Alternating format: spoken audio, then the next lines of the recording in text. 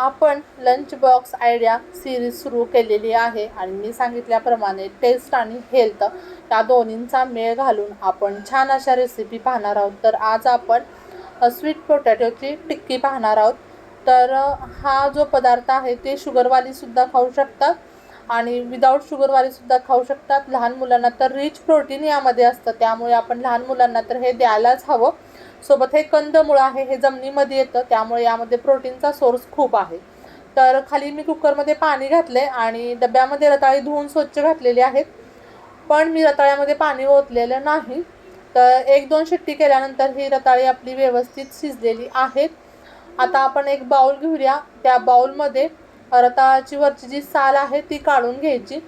तर रताळ खूप छान पद्धतीने शिजलेलं आहे, तुम्ही बघू शकता। तर आपलं वरचं जे साल आहे रताळ्याचं ते पूर्ण आधी काढून घ्यायचं। त्यानंतर आपण ही टिक्की टेस्टी बनवण्यासाठी मी 1 चमचाभर आल्याचा खीस, 1 मोठा कांदा बारीक चिरलेला, हिरवी मिरची आणि भरपूर अशी कोथिंबीर त्यामध्ये घातलेली आहे। जर तुम्ही ही टिक्की उपवासासाठी करणार असाल तर तुम्ही यामध्ये ब्रेड क्रम्स न वापरता तुम्ही साबुदाण्याचं पीठ वापरायचं आहे। चवीपुरतं मीठ घातलेलं आहे, 1 चमचा चाट मसाला घातलाय। जर चाट मसाला तुमच्याकडे नसेल तर तुम्ही लिंबाचा रस वापरला तरीसुद्धा चालेल। त्यानंतर एक अर्धी वाटी ब्रेड क्रम्स मी इथं घेतलेले आहेत। आपण यामध्ये ज्यावेळेला रताळं उकडलं त्यावेळेला बिलकुल पाणी घातलेलं नव्हतं, त्यामुळे आपल्याला ब्रेड क्रम्स कमी लागतील। जर तुम्ही त्यामध्ये थोडा जरी पाण्याचा अंश असेल तर ब्रेड क्रम्स हे भरपूर लागतील, म्हणजे एक अर्ध्या वाटीच्या ठिकाणी 1.5 वाटीसुद्धा लागू शकतात। आता हे सर्व मी व्यवस्थित मिक्स करून घेते। तुम्ही मुलांना करत असाल तर ब्रेड क्रम्स वापरणार आहोत आणि उपवासासाठी जर करणार असेल आपण तर त्यामध्ये कांदा आणि कांदा घालायचा नाही, सोबतच त्यामध्ये साबुदाण्याचं पीठ घालायचं बारीक करून आणि आपली उपवासाची रताळ टिक्की तयार होते। आता एक छोटासा मी गोळा घेतलाय लिंबू एवढा आणि तो हाताच्या मदतीने गोल करून थोडंसं त्याला प्रेस करायचं, थोडासा तो चपटा बनवायचा टिक्कीच्या आकाराचा आणि सर्व टिक्की आपली इथं तयार झालेली आहे। तर टिक्की आपण फ्राय करून घेणार नाही तेलामध्ये, अगदी थोड्या तेलामध्ये हिला ब्राऊन कलरची अशी भाजून घ्यायचे।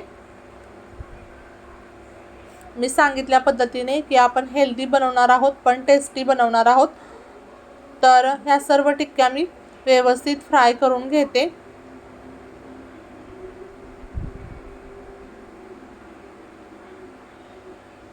तर हा तुम्ही लंच बॉक्समध्ये मुलांना देऊ शकता किंवा आदल्यामधल्या वेळेत 4 वाजतासुद्धा तुम्ही अशा टिक्कीज बनवल्या तरीसुद्धा मुलं खूप आवडीने खातात।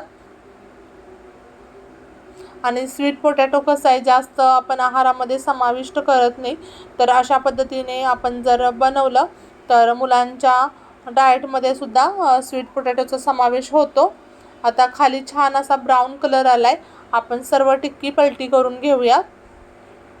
जर तुम्हाला माझ्या लंच बॉक्स आयडियाज आवडत असतील तर कमेंट्स करायला विसरू नका आणि तुमच्या या रेसिपी ज्या आहेत त्या घरी नक्की ट्राय करून बघा। तुमच्या घरातल्यांना आणि तुम्हाला नक्की या रेसिपीज आवडतील। आता एक बाजू आपण व्यवस्थित भाजून घेतल्यानंतर दुसरी बाजूसुद्धा आपण व्यवस्थित भाजून घ्यायची आहे।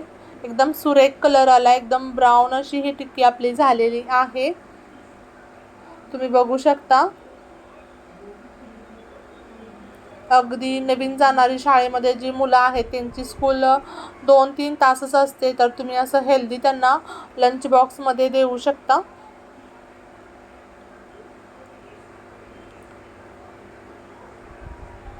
आणखी कोणत्या प्रकारच्या रेसिपी तुम्हाला पाहायला आवडतील त्यासाठी कमेंट्स बॉक्समध्ये कमेंट्स करायला विसरू नका। आता सर्व टिक्कीज आपल्या या तयार झालेल्या आहेत, आपण एका प्लेटमध्ये काढून घेऊयात।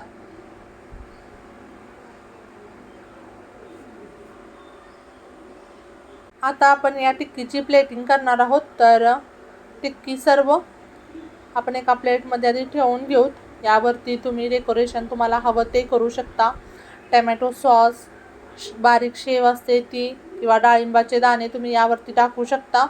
थोडीशी आता आपण कोथिंबीर यावरती टाकलेली आहे, थोडासा कांदा मी यावरती आणखी टाकलेला आहे, सोबत थोडंसं टमॅटो सॉस आणि किती सुरेख दिसतंय बघा। पुन्हा भेटू अशाच नवीन आणि जायकेदार रेसिपीसोबत, तोपर्यंत बाय बाय।